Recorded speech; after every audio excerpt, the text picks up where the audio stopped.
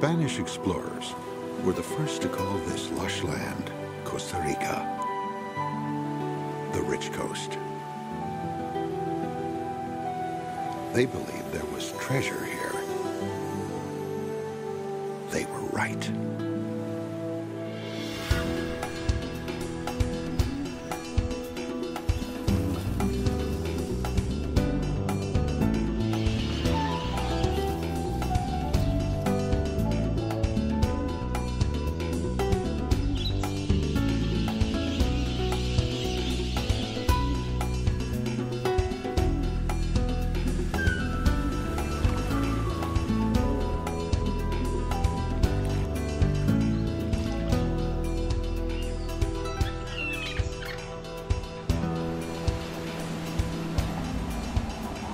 Those sailors also named the fierce seasonal wind, which rules the northern coast. They called it Papagayo, the parrot wind, for the merciless shrieks it made in their rigging. Even today, few people realize that those two things, the wealth of wildlife and the wind, are intimately connected. This is the story of that wind and the changes now blowing over Costa Rica's northern province.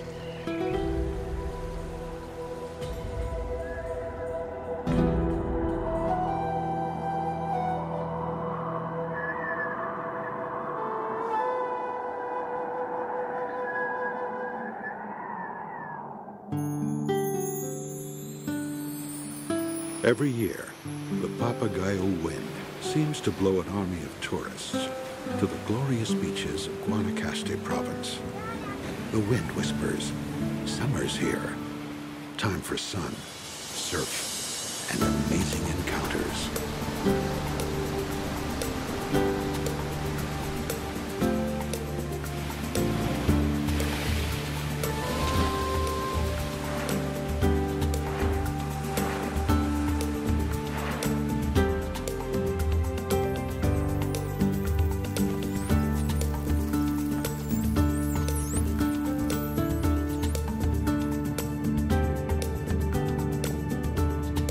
For in this same moment, the waters just offshore suddenly explode with life.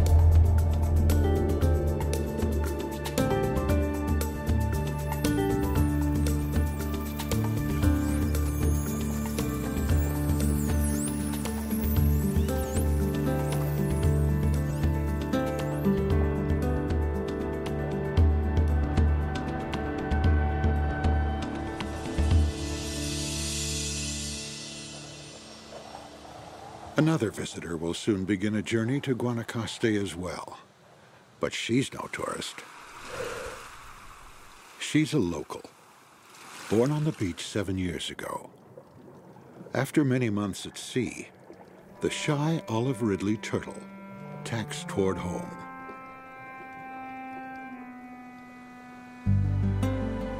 Like the turtle, most travelers' experience of Costa Rica begins and ends at the beach.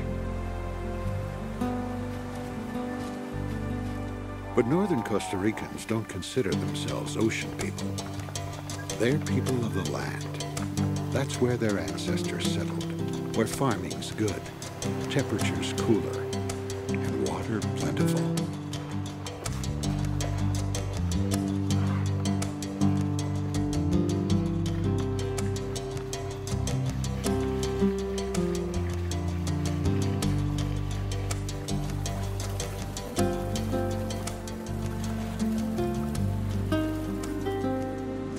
It's also the domain of the Papagayo wind. The wind is born every December in the Atlantic. It rushes west, bearing gifts for the Pacific. Along the way, it steals moisture from Lake Nicaragua. Soil and minerals are also carried on the wings of the parrot wind. The wind gathers full force at the Guanacaste mountain range, where it must squeeze through narrow gaps between volcanic peaks.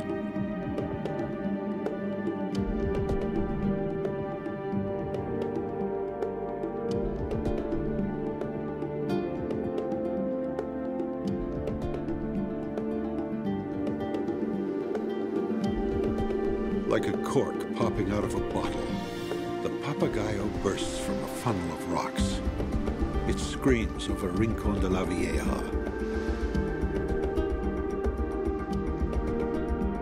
Rising more than 6,000 feet, the mountain is the centerpiece of one of Costa Rica's highest and most remote national parks. The caustic lake at its heart gives away its secret. It's an active volcano which erupted as recently as 1996. Here, the planet is still in the act of creation.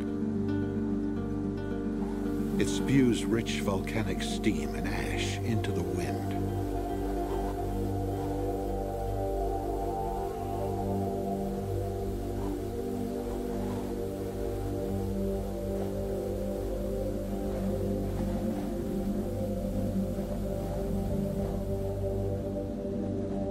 The Papagayo begins its dash downhill, transforming everything in its path. Seeds from far away colonize a wasteland.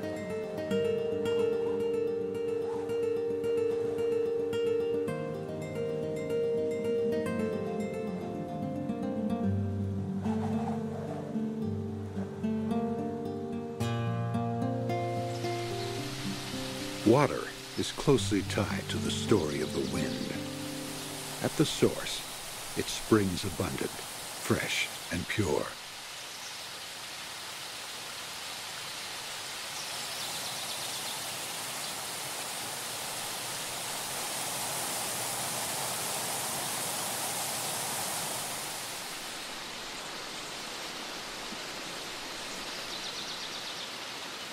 These sparkling streams, still untouched by human development, are the only place to find dynamic schools of native fish.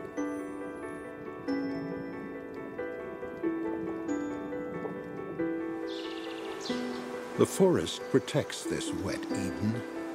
The shade keeps water from evaporating.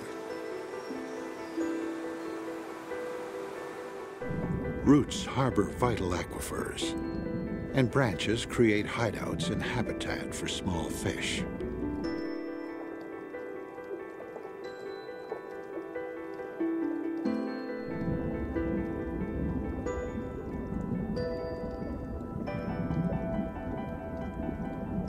A tree even gives its name to the province. The Guanacaste is also the national tree of Costa Rica. Its distinctive seed pods have earned it the nickname, the ear tree.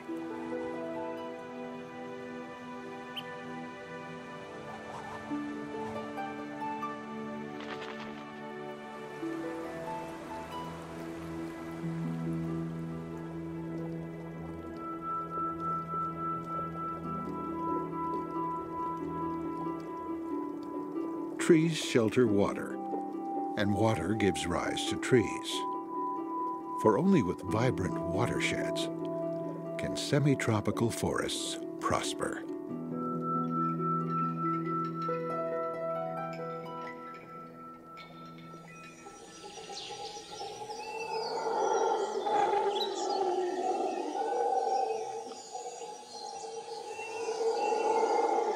The raucous cries of the male howler monkey echo through the canopy. His call can be heard for miles.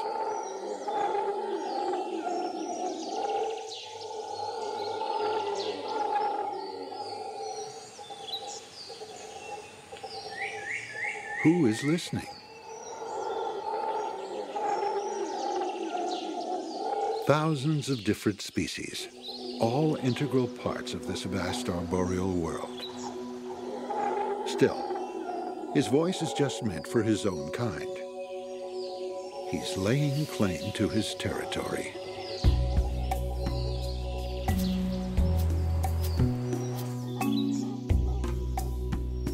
Even his own offspring will be forced out when they mature.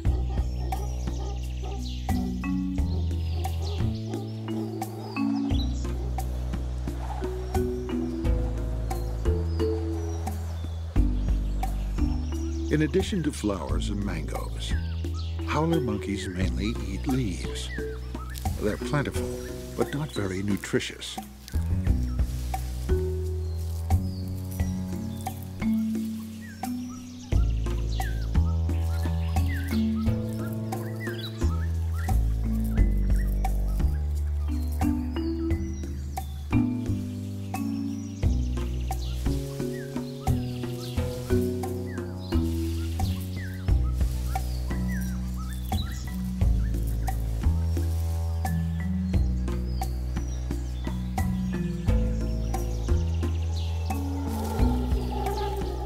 It takes a lot of trees to supply a single troop, so the monkeys warn the neighbors to keep out.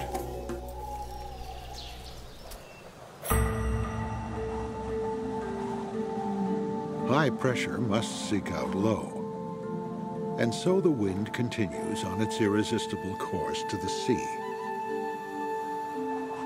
Throughout the dry season, these trees do battle with the wind. The constant battering twists and sculpts them, yet they hold on like steadfast guards.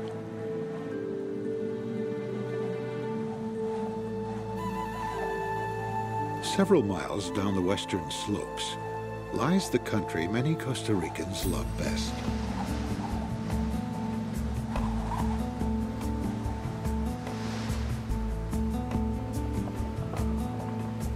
Most of these pastures were carved out of virgin forest, eliminating the best bulwark against the parching Papagayo wind.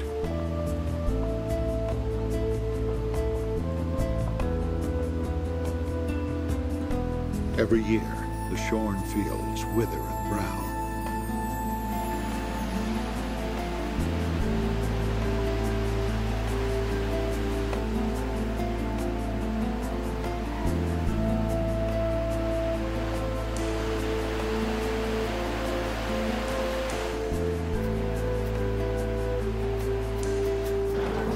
Nearby villages run low on water, too. The real culprit isn't the wind. It's clear-cut pastures.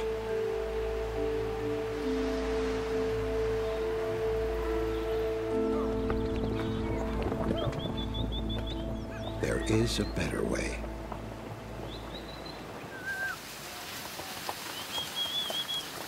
Ranching here is kind of going through a transition now. We went through a period of heavy exploitation and just milking out whatever they could, and then it all kind of fell apart. What we've been doing is basically letting everything kind of go back to the wild.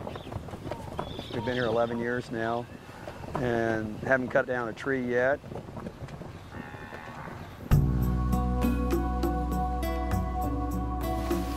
Ranchers like Brock Menke find that even long dormant seed pods will take root, given the chance. In the middle of once open fields, the trees are staging a comeback.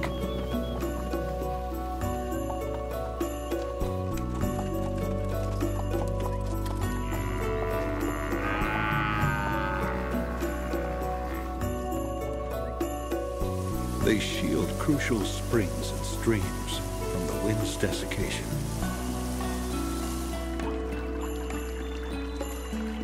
They attract birds, which help disperse more seeds.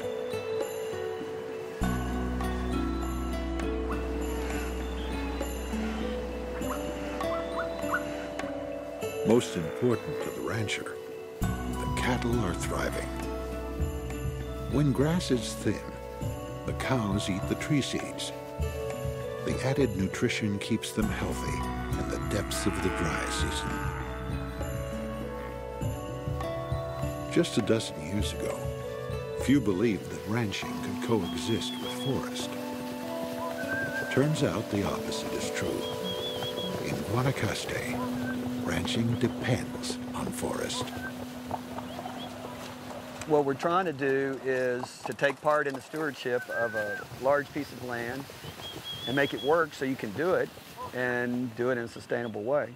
You know, it's more than just environmental reasons, it's economic reasons as well, because if it's not sustainable, then it doesn't work.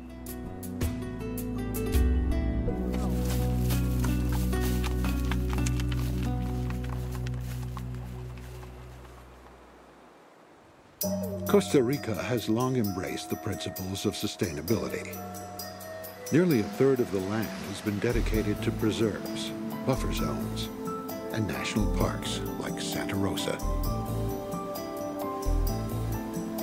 Now the government has embraced a new environmental initiative, Peace with Nature, a comprehensive program covering conservation, education, and international cooperation. One of its major goals is to make Costa Rica carbon neutral. But in Guanacaste, nothing is more precious or at greater risk than water. Especially as the wind absorbs every last trace of moisture.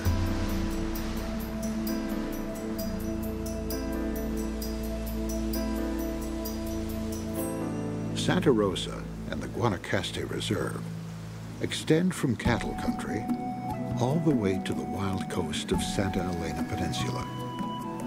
Here, the advent of the Papagayo wind triggers a rare reaction. The trees drop their leaves to save water. Like every other living thing in this hottest and driest of provinces, they batten down, waiting out long months till the rains return.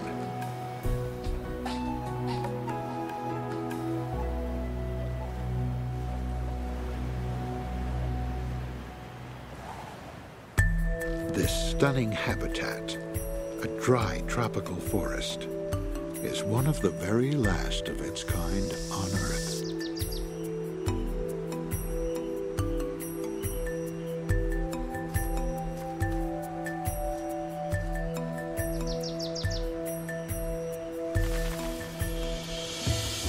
Yet close by, the National Irrigation System diverts water away from the park through an intricate network of canals and ditches.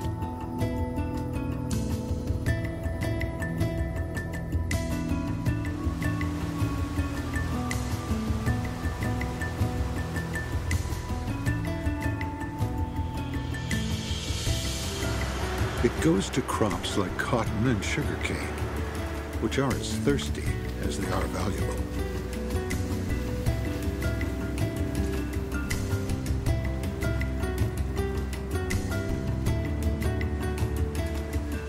Rice, too, thrives in Guanacaste's long, hot summers, a boon to farmers and hungry waterfowl.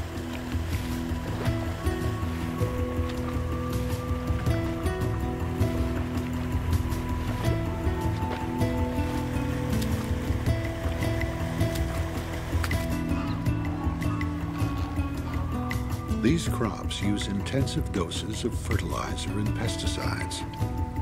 The birds unwittingly eat their rice with a large helping of poison.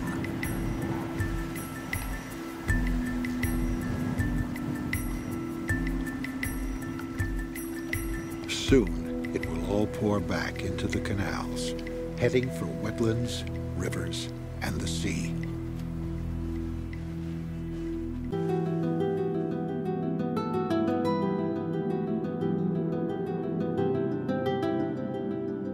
Now, new players have emerged with a pressing need for water. Tilapia farms. These fish grow fast, reproduce easily, and will eat just about anything, including vegetable pellets. In just a few short decades, Costa Rica has become one of the top 10 producers of tilapia fillets in the world.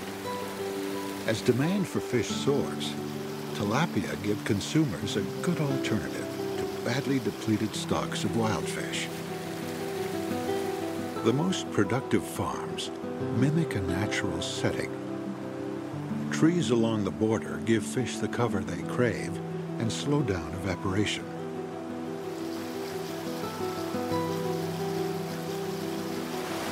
Water wheels and stepped ponds create river-like movement. Stagnant water is unhealthy for the animals and the system it flows into.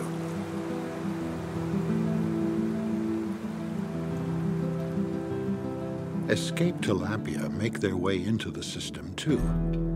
They give native fish trouble, gobbling up their eggs and larvae.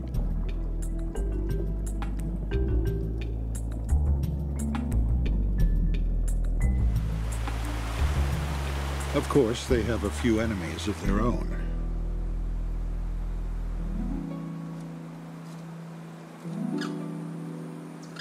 Winged raiders come from nearby Palo Verde National Park.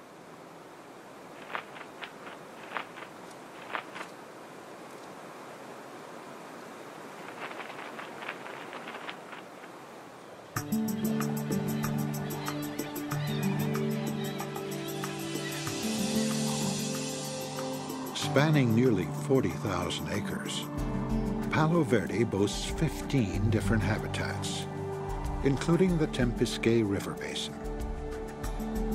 Even in high summer, when temperatures can soar well into the 80s and the Papagayo blows most fiercely, this area harbors wetlands. As dry season deepens, it becomes the haven of last resort for waterfowl from all over the Americas.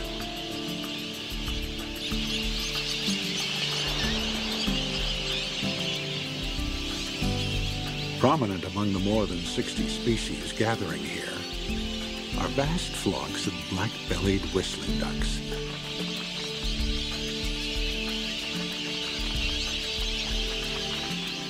More closely related to geese than ducks, these gregarious birds communicate constantly with their companions. Breeding pairs mate for life. By contrast, the female northern jacana seems promiscuous. She takes many mates during any one breeding season. No wonder the males sport fighting spurs on their wings.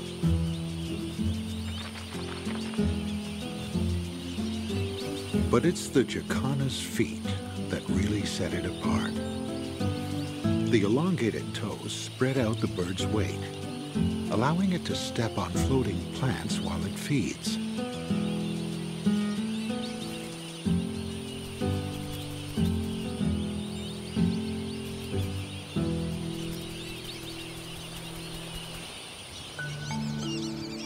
The bill of the roseate spoonbill has a well-developed sense of touch, so it can locate small prey as it sifts through shallow water. Keratin-rich shrimp, a favorite food, give the spoonbill its rosy glow. They often live in colonies with other large birds like storks.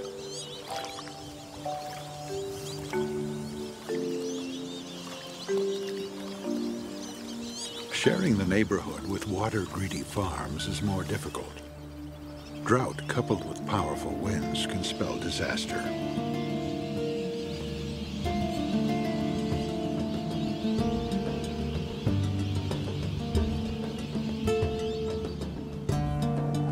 In the spring of 2008, just as nesting peaked, wildfires erupted in Palo Verde.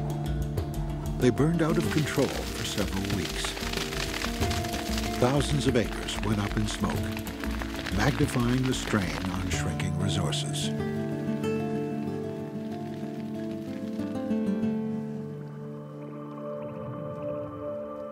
Miles away in the open ocean, the olive ridley sea turtle follows cues from the sun to find her beach.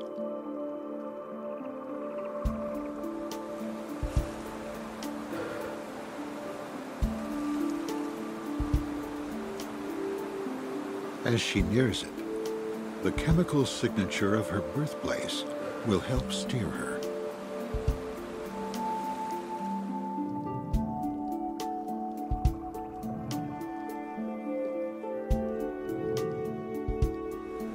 Along the way, she meets a fellow traveler, eager to help her fulfill her mission.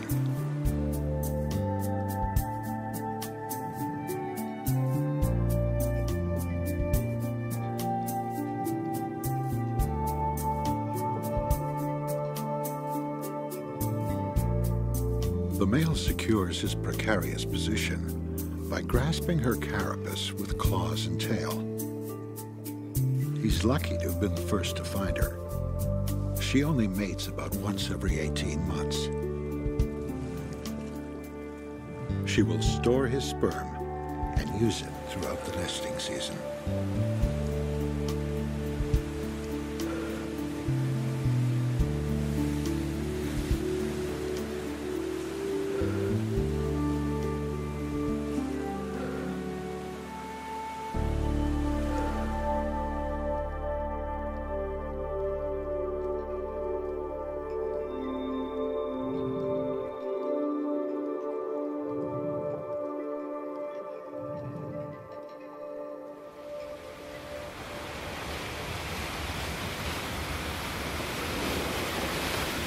The olive ridley isn't the only turtle en route to Costa Rica. Growing to 1,000 pounds and more, the leatherback is the dinosaur of sea turtles, a giant that is very nearly extinct.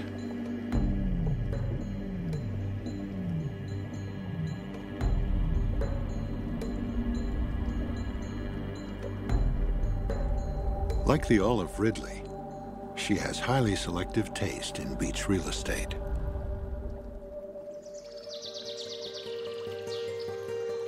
Heading to that beach as well is the water that sprang from the highlands.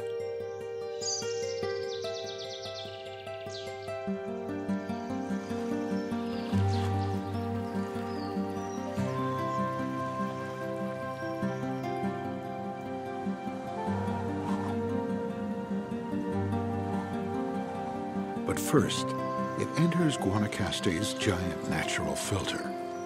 A dense maze of marshes, estuaries, creeks, and mangroves. Though all these trees are mangroves, they aren't actually related. They've just come up with similar solutions to the same problem: how to survive in soil high in salt but low in oxygen. In the tangle of roots, fish find good forage and shelter for their young.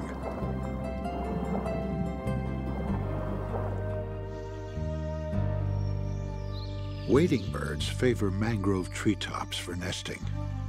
Predators like the coati find it tough raiding a tree whose bottom is in water at high tide and soft mud at low.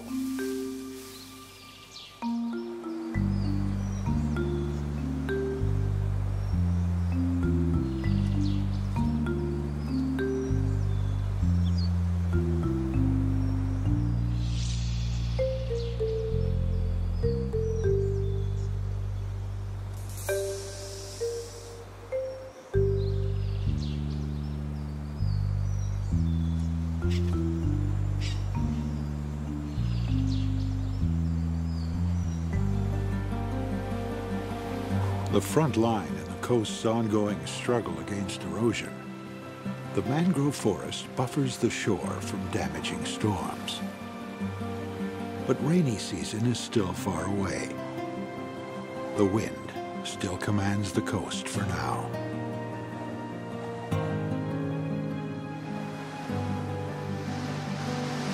At last, it meets the Pacific, the apex of its journey.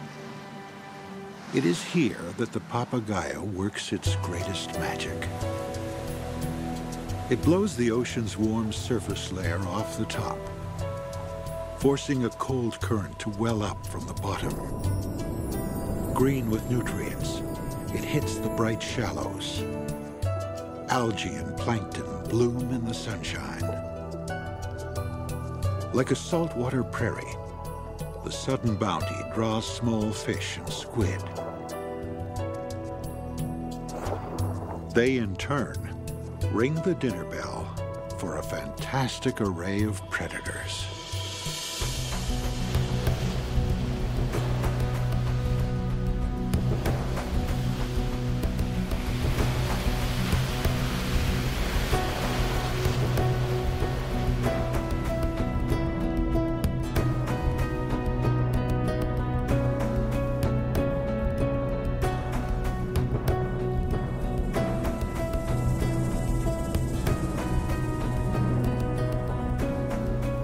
Jacks and tuna hunt frantic shoals of sardines and anchovies.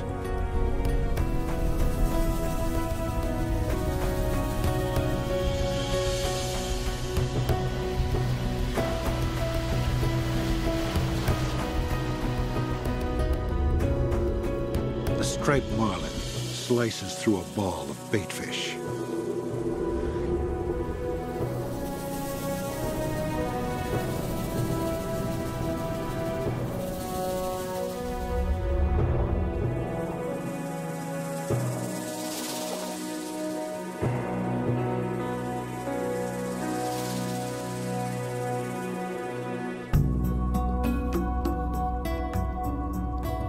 Even giants are called to the feast. Majestic manta rays.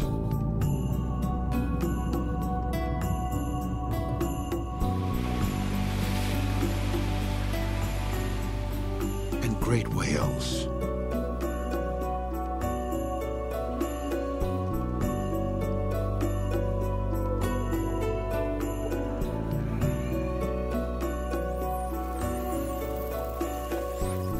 Here is the treasure of Costa Rica. A miraculous explosion of wildlife unleashed by the Papagayo wind.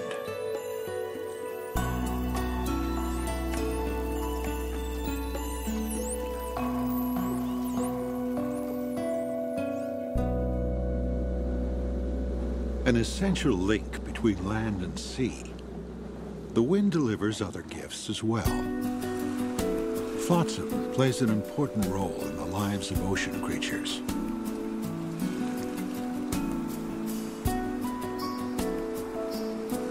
A tree from the highlands becomes a homing station.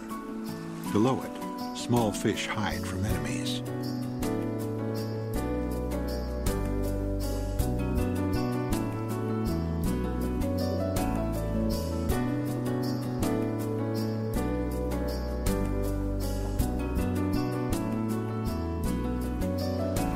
The yellow-footed booby knows this and uses the log as a fishing platform.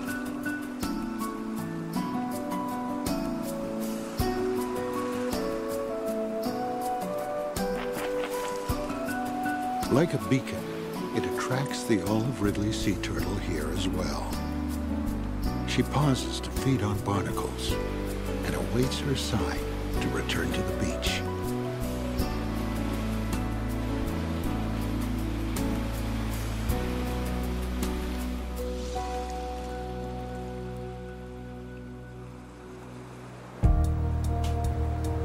Not all things born by river and wind are so benign. For decades, agricultural runoff has contributed to enormous blooms of toxic plankton. Though it looks like something out of a horror movie, a red tide is deathly real for fish and birds. It sucks all the oxygen out of the water, and what it doesn't kill, it drives away. Once a temporary nuisance, today, red tides come sooner, stay longer, and cover a wider area, often hundreds of miles. The reason can be found all along the beach. Construction runoff, phosphates, and sewage pour out of rapidly developing resort communities. It wasn't always like this. 30 years ago, Tamarindo was a village surrounded by farms. Just a handful of locals lived here year-round. Its seasonal business with Costa Rican tourists and subsistence fishermen slowly extended to gringo surfers.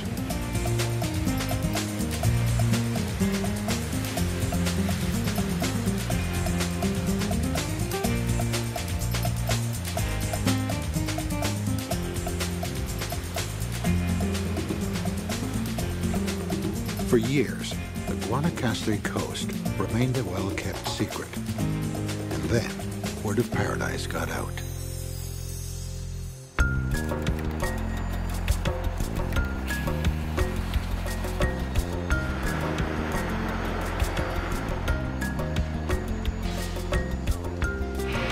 The Guanacastecos had no idea how desirable their oceanfront property was. Sunbathing and surfing had never held any value for them. Dreaming of financial security, they sold to developers.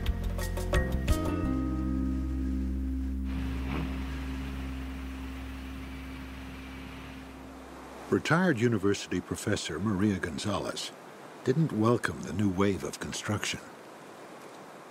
The sad story about all this development is that people were not prepared.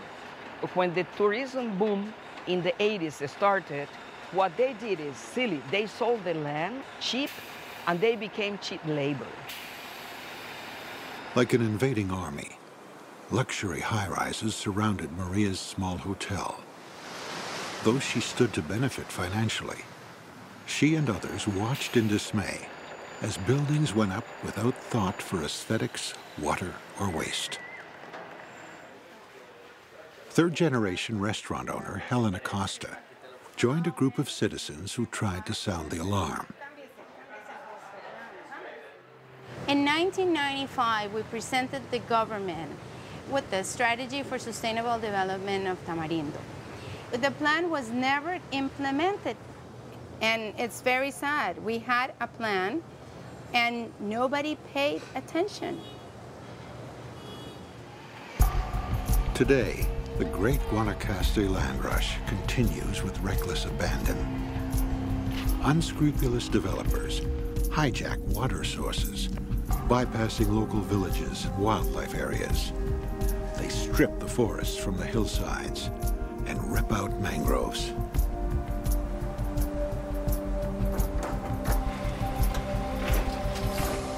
Massive erosion and human waste choke estuaries and pollute the sea.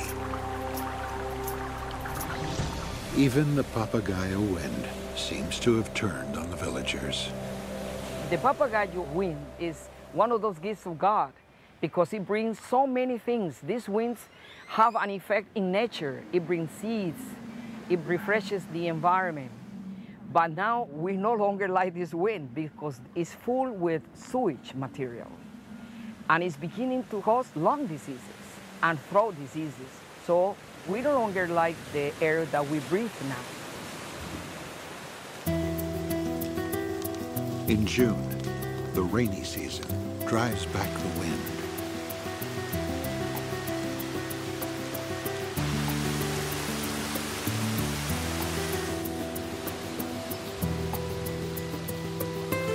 Finally, the wells fill up once more, as do the streets.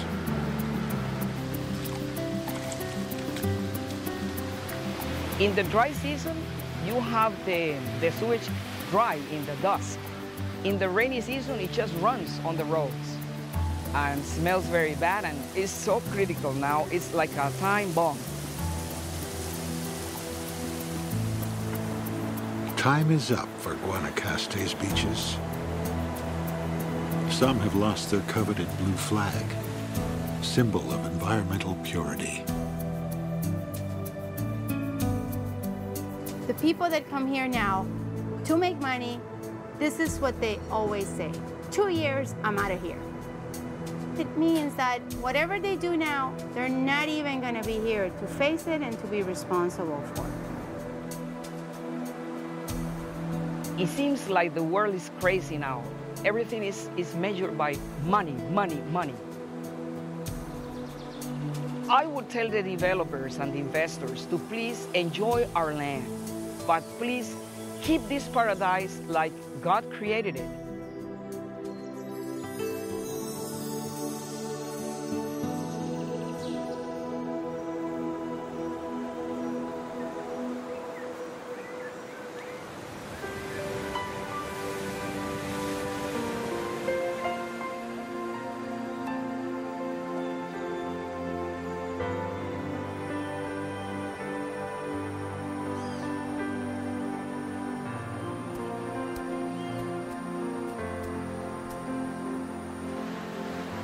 The change of season from wind to rain heralds rebirth and the return of some long-absent visitors.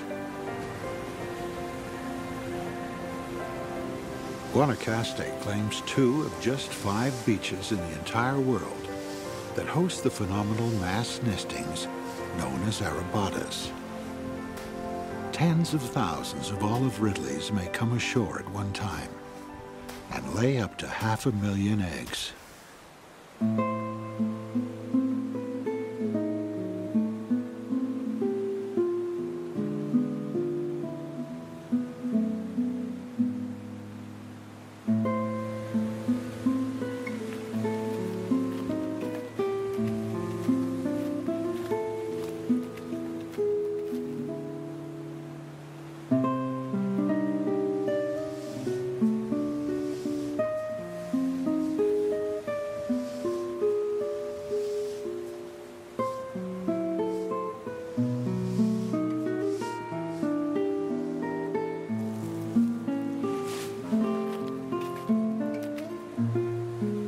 The locals eagerly await each arabada, not for the spectacle, but for the commercial opportunity.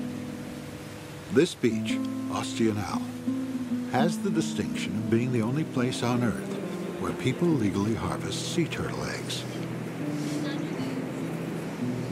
Humans and turtles labor side by side, oddly oblivious to each other. Though it's disturbing to watch, there's some logic behind the egg take. The turtles themselves often destroy the first eggs laid in the bustle and crush of an arabada. In this way, at least, the locals can earn some badly needed cash. After the first 36 hours, they change hats and guard the beach from a persistent threat of poachers instead.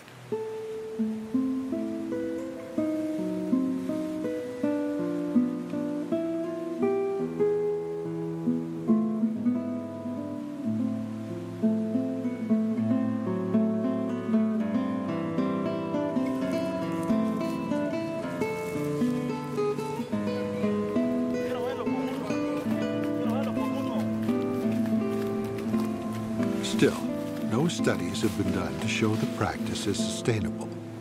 An educational center celebrating this world-class event could bring in just as much money to the local economy.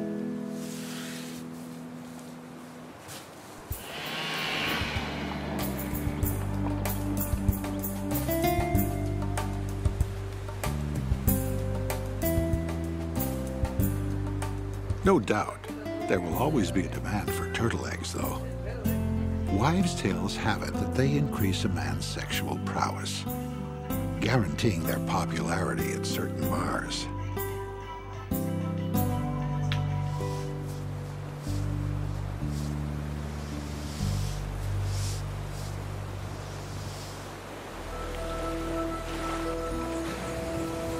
Her job done, the turtle heads back out to sea.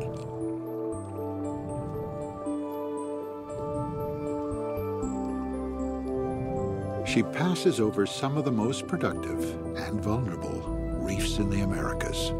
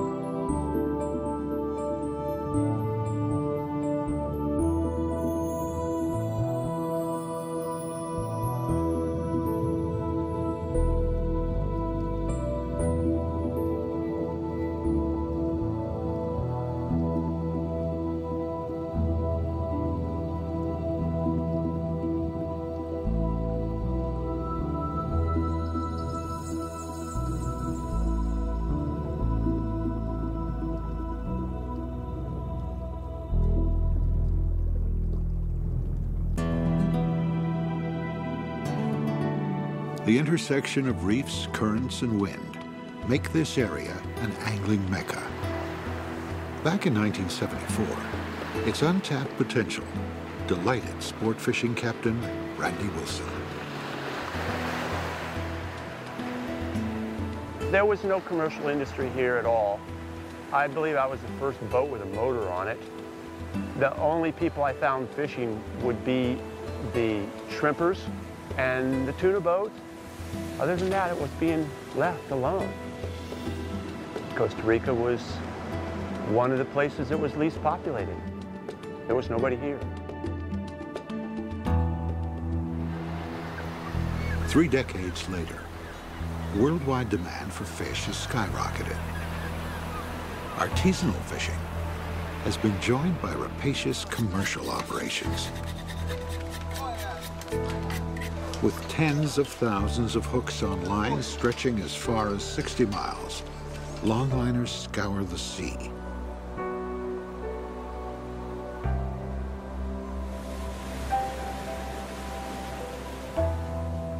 They fish the entire water column, from seafloor to surface, with shocking efficiency. Today, Costa Rica's fish and shellfish stocks are in dramatic decline. The longliners are a terrible, terrible thing. The fish are usually along current lines, places where there's upwellings, where there's bait. It's not like the whole ocean is full of fish wherever you go. So the longliners latch on to a hot area. They don't leave it, they just pound it till there's nothing left.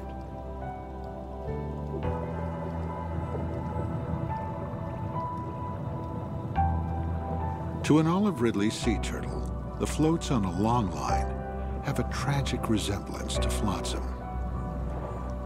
Only a fortunate few manage to extricate themselves.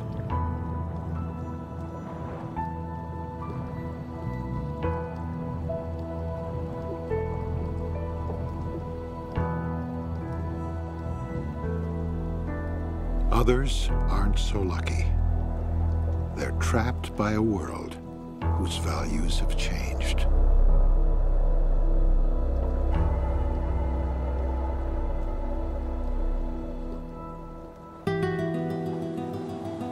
Hooked itself on unsustainable development. Will Guanacaste be one of the fortunate?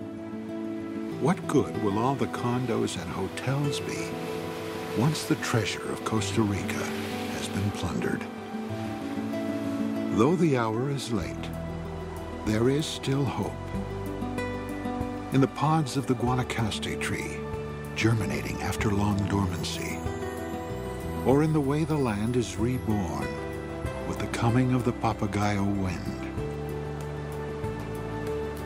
or in the undaunted courage of baby sea turtles running the gauntlet to the sea. This is a land that understands resurrection. If peace is to be made with nature, make it here.